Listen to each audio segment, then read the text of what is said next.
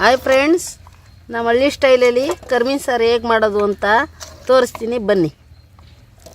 ಈ ಥರ ಎಷ್ಟು ಚೆನ್ನಾಗಿದೆ. ಆಲೂಗೆಡ್ಡೆ, ಬದನೆಕಾಯಿ, ಹಸಿ ಅವರೆಕಾಳು. ಹಸಿ ಅವರೆಕಾಳಕ್ಕೆ ಸೀಸನಲ್ಲೇ ಮಾಡಿದ್ರೆ ಚೆಂದ ಕರ್ಮೀನ್ ಸಾರು. ಬೇರೆ ಟೈಮಲ್ಲಿ ಮಾಡಿದ್ರೆ ಒಣ ಅವರೆಕಾಳು ಹಾಕೋಬೇಕು. ಹಸಿ ಅವರೆಕಾಳು ಹಾಕಿದ್ರೆ ಇನ್ನೂ ಟೇಸ್ಟ್ ಚೆನ್ನಾಗಿರುತ್ತೆ. ಮುದ್ದೆ ಅನ್ನದ ಜೊತೆ ತುಂಬ ಚೆನ್ನಾಗಿರುತ್ತೆ. ನೀರು ಕುದೀತಾ ಇದೆ. ನಾನು ಒಂದು 1/4 kg ಅವರೆಕಾಯಿ ಹಾಕ್ತಾಯಿದ್ದೀನಿ. ಅವರೆಕಾಳು ಹಾಕ್ಬಿಟ್ಟು ಮುಚ್ಬಿಟ್ಟು ಬಿಟ್ಬಿಡೋಣ, ಬೇಯ್ತಾ ಇರಲಿ. ಮಸಾಲೆ ರೆಡಿ ಮಾಡ್ಕೊಳ್ಳೋಣ ಸಾಂಬಾರಿಗೆ. ತೆಂಗಿನಕಾಯಿ ಹಾಕ್ಕೋತಾ ಇದ್ದೀನಿ. ಒಂದೊಳ್ಳೆ ತೆಂಗಿನಕಾಯಿ ತೊಗೊಂಡಿದ್ದೀನಿ. ಒಂದು 4 ಬೆಳ್ಳುಳ್ಳಿ ಹಾಕ್ಕೋತಾ ಇದ್ದೀನಿ. ಹಸಿ ಕೊತ್ತಂಬರಿ ಸೊಪ್ಪು, ಒಂದು ಸ್ವಲ್ಪ ಈರುಳ್ಳಿ, ಸ್ವಲ್ಪ ಜೀರಿಗೆ, ಒಂದು 3 ಸ್ಪೂನ್ ಸಾಂಬಾರು ಪೌಡ್ರ್ ಹಾಕ್ಕೋತಾ ಇದ್ದೀನಿ. ಒಂದು 3 ಟೊಮೊಟೊ ಹಾಕ್ಕೋತಾ ಇದ್ದೀನಿ ರುಬ್ಬಕ್ಕೆ. ಒಂದಿಷ್ಟು ತಪ್ಪ ಹುಣ್ಸೆಹಣ್ಣು ಹಾಕ್ಕೊಂಡಿದ್ದೀನಿ. ಟೊಮೊಟೊ ಹುಣ್ಸೆಹಣ್ಣೆಲ್ಲ ಹುಡಿ ಜೊತೆಲೆ ರುಬ್ಕೋಬೇಕು.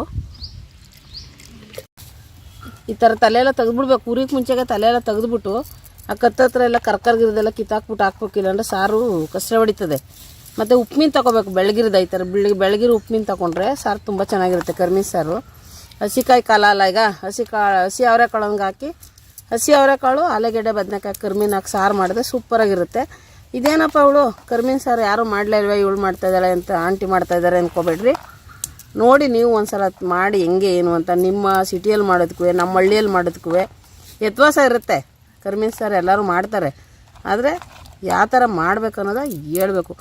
ಮಾಡ್ತಾಯಿದ್ದಾಗಲೇ ತಿನ್ಬೇಕು ಅನ್ನಿಸ್ಬೇಕು. ಆ ಥರ ಅಡುಗೆ ಮಾಡಬೇಕು. ಎಲ್ಲರೂ ಮಾಡೋದಲ್ಲ, ನಾವು ಮಾಡೋದಲ್ಲ. ಅಡುಗೆ ಮಾಡುವಾಗ ಮಾಡ್ತಾನೆ ತಿನ್ನಬೇಕಪ್ಪ, ತುಂಬ ಚೆನ್ನಾಗಿದೆ ಅನ್ನಿಸ್ಬೇಕು. ಆ ಥರ ನೋಡಿಕೊಂಡು ನಿಧಾನಕ್ಕೆ ಅಡುಗೆ ಮೇಲೆ ಜ್ಞಾನ ಇರಬೇಕು. ಎಲ್ಲೋ ಹಾಕ್ಬಿಟ್ಟು ಎಲ್ಲೋ ಮೊಬೈಲ್ ಹಿಡ್ಕೊಂಡು ಕೂತ್ಕೊಂಡ್ರೆ ಅದು ಹದ್ಗೆಟ್ಟೋಯ್ತದೆ, ಚೆನ್ನಾಗಿರಲ್ಲ. ಎಲ್ಲ ಯಾವ ಟೈಮ್ಗೆ ಏನು ಹಾಕಬೇಕು, ಯಾವ ಟೈಮ್ಗೆ ಎಷ್ಟು ಉಪ್ಪು ಖಾರ ಹಾಕ್ಬೇಕಂತ ಹಾಕೊಂಡು ನೋಡ್ಕೊಂಡು ಮಾಡಿದ್ರೆ ಅದು ಅಡುಗೆ ತುಂಬ ಚೆನ್ನಾಗಿ ಬರುತ್ತೆ. ನೋಡಿ, ಈ ಥರ ತಲೆಯೆಲ್ಲ ಕಿತ್ತಾಕಿ ನೀಟಾಗೆ ಇದು ಹುರ್ಕೊಂಡು ಬಿಸಿನೀರಲ್ಲಿ ಹಾಕ್ಕೊಂಡು ಚೆನ್ನಾಗಿ ತೊಳ್ಕೊಂಡು ಲಾಸ್ಟಲ್ಲಿ ಹಾಕಿ 1-2 ಮಳೆ ಬಂದದ್ದೇ ಇಳಿಸ್ಬೇಕು. ಬಾಣಲಿ ಕಾದಿದೆ, ಕರ್ಮೀನು ಹುರ್ಕೊತೀನಿ ಇವಾಗ. ಬಾಣಲಿ ಮಂದ ಇರೋದು ಇಟ್ಕೋಬೇಕು. ಉರಿ ಕಮ್ಮಿ ಕೊಟ್ಕೊಂಡು ಚೆನ್ನಾಗಿ ಹಿಂಗೆ ಉರಿಬೇಕು. ಉರಿ ಜೋರಾಗಿ ಕೊಟ್ಬಿಟ್ರೆ ಸೀದೋಗ್ಬಿಡ್ತದೆ. ಆ ಉಪ್ಪು ಎಲ್ಲ ಬಿದ್ದಿರ್ತದಲ್ಲ, ಅದೇ ವಾಸನೆ ಹೊಡಿತಾ ಇರ್ತದೆ. ಕರ್ಮೀನು ಹುರಿದಿರಲ್ಲ. ಅದಕ್ಕೆ ನೋಡ್ಕೊಂಡು ಚೆನ್ನಾಗೆ ಹುರ್ಕೋಬೇಕು. ಹಿಂಗೆ ಹುರ್ಕೋಬೇಕು. ಹಿಂಗೆ ರೆಡಿ ಇದೆ ಇವಾಗ ಕಾಳು ಬೆಂದಿದೆ. ಹಸಿ ಕಾಳು ಬೆಂದಿದೆ. ಇವಾಗ ಮಸಾಲೆ ಹಾಕೊಳ್ಳೋಣ ರುಬ್ಬಿರೋದ. ಸ್ವಲ್ಪ ನೋಡಿಕೊಂಡು ಒಂದು ಅದಕ್ಕೆ ಮಾಡ್ಕೊಳ್ಳಿ. ಹಂಗೆ ರುಬ್ದಿರೋನು ಮಾಡ್ಬೋದು. ಬರೀ ಪುಡಿ ಉದ್ರಿಸ್ಬಿಟ್ಟು ಕಾಯಿ ಸರ್ದಾಕ್ಬಿಟ್ಟು ಅಂದರೆ ಇವಾಗ ರುಬ್ಬಾಕೋದು. ರುಬ್ಬು ಹುಣಸೆ ಹಣ್ಣು, ಟೊಮೆಟೊ ಹಣ್ಣೆಲ್ಲ ರುಬ್ಬಿರೋದು ಮೀನುಳಿ ಥರ ಗಮ್ಮನ್ನುತ್ತೆ ಸಾಂಬಾರು ಬೆಂದಮೇಲೆ. ಒಂದು ಅದಕ್ಕೆ ನಿಮ್ಗೆ ಎಷ್ಟು ಬೇಕಷ್ಟು ಗಟ್ಟಿ ಬೇಕಂದರೆ ಗಟ್ಟಿ, ತೆಳ್ಳಗೆ ಬೇಕಂದರೆ ತೆಳ್ಳಗೆ, ನಿಮ್ಗೆ ಯಾವ ರೀತಿ ಬೇಕು ಹಾಕ್ಕೊಳ್ಳಿ. ಚೆನ್ನಾಗಿ ಬೇಯಲಿ. ಖಾರ ಅವರೆಕಾಳೆಲ್ಲ ಬೇಯಲಿ. ಉಪ್ಪು ಹಾಕ್ತಾಯಿದ್ದೀನಿ. ಕಾಳೆಲ್ಲ ಬೆಂದಿದೆ. ಆಲೂಗೆಡ್ಡೆ, ಬದನೆಕಾಯಿ ಹಾಕ್ತಾಯಿದ್ದೀನಿ. ಉಪ್ಪು, ಆಲೂಗೆಡ್ಡೆ, ಬದನೆಕಾಯಿ ಜೊತೆಲಿ ಹಾಕ್ಕೊಂಡು ಬೇಯಲಿ ಸ್ವಲ್ಪ. ಆಮೇಲೆ ಕರ್ಮೀನು ಹಾಕ್ಕೊಳ್ಳೋಣ. ಸಾಂಬಾರೆಲ್ಲ ರೆಡಿ ಇದೆ. ಇವಾಗ ಕರ್ಮೀನು ಹಿಂಗೆ ತೊಳ್ಕೊಬೇಕು. ಹಿಂಗೆ ಮಣ್ಣೆಲ್ಲ ಹೋಗುತ್ತೆ ನೋಡಿ. ಈ ಥರ ಬಿಸಿನೀರು ಹಾಕಿ ಹಿಂಗೆ ತೊಳ್ಕೊಂಡ್ರೆ ಚೆನ್ನಾಗಿರುತ್ತೆ. ಹಿಂಗೆ ಅದು ಎಷ್ಟು ಗಲೀಜು ಹೋಯ್ತದೆ ಹಿಂಗೆ ತೊಳ್ಕೊಂಡ್ರೆ ಬಿಸಿನೀರು ಹಾಕಿ. ಇದೊಂದು 2 ನಿಮಿಷ ಬೇಯಲಿ. ಇದಕ್ಕೂ ಸ್ವಲ್ಪ ಒಗ್ಗರಣೆ ಹಾಕುವ. ಒಗ್ಗರಣೆಗೆ ರೆಡಿ ಮಾಡ್ಕೋತೀನಿ. ಇದು ಬೇಯ್ತಾ ಇರಲಿ. ಈಗ ಸಾಂಬಾರ್ಗೆ ಒಗ್ಗರಣೆಗೆ ಸ್ವಲ್ಪ ಎಣ್ಣೆ ಹಾಕೋತಾ ಇದ್ದೀನಿ.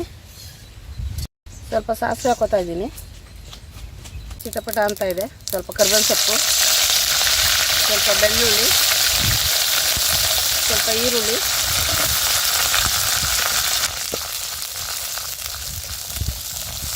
ಆಯ್ತು. ಇದು ಒಗ್ಗರಣೆ ಆಗಿದೆ. ಈಗ ಇದಕ್ಕೆ ಸ್ವಲ್ಪ ಸಾಂಬಾರು ಎತ್ಬಿಟ್ಟು ಹಿಂಗೆ ಹಾಕ್ಬಿಡ್ಬೇಕು. ಹಿಂಗೆ ಇದ್ರೊಳಕ್ಕೆ